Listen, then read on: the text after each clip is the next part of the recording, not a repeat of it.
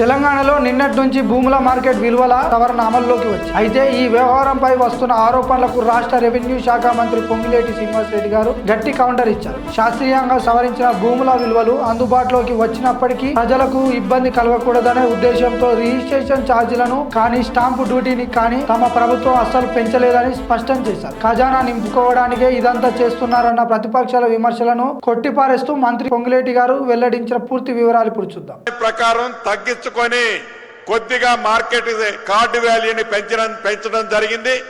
దీనివల్ల ఏవైతే ప్రతిపక్షాలు ఆరోపణలు ఉద్దేశపూర్వకంగా చేస్తున్నాయో రాష్ట్ర ఖజానాన్ని నింపుకోవడానికి చేస్తున్నారని వారి ఆరోపణల పచ్చి అబద్ధం.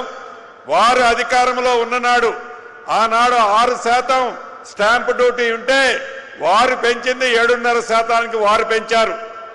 ఈనాడు గౌరవ ముఖ్యమంత్రి రేవంత్ రెడ్డి గారు కానీ సహచర మంత్రులందరూ కానీ ప్రజల మీద ఎక్కడా భారం పడద్దు, స్టాంపు డ్యూటీని 0.1% కూడా పెంచొద్దు, ఎట్టి పరిస్థితుల్లో సామాన్య రైతుల మీద పేదవాళ్ల మీద ఈ భారం పడొద్దని గౌరవ ముఖ్యమంత్రి గారు సహచర మంత్రుల సూచనలతో ₹1 కూడా అదనంగా స్టాంపు డ్యూటీని పెంచకుండా పర్సంటేజ్ని పెంచకుండా మార్కెట్ వాల్యూని కరెక్షన్ చేయడం జరిగింది.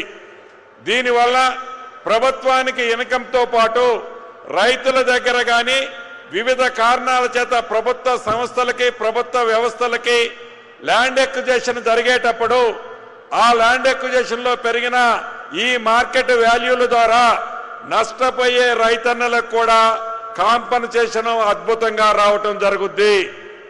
ఇది ప్రభుత్వానికి లాభం కంటే కూడా భూములు కోల్పోయి ఎవరైతే ఈ ప్రభుత్వానికి అది నీటిపారుదల శాఖ కావచ్చు అభివృద్ధి కోసం ల్యాండ్ ఎక్విజిషన్ చేసేటప్పుడు ఈ ల్యాండ్ వాల్యూలు పెంచడం వలన ఆ భూములున్న ఆసాములకి మరింత ప్రభుత్వం నుంచి అఫీషియల్గా డబ్బులు వచ్చే కార్యక్రమం జరుగుద్ది.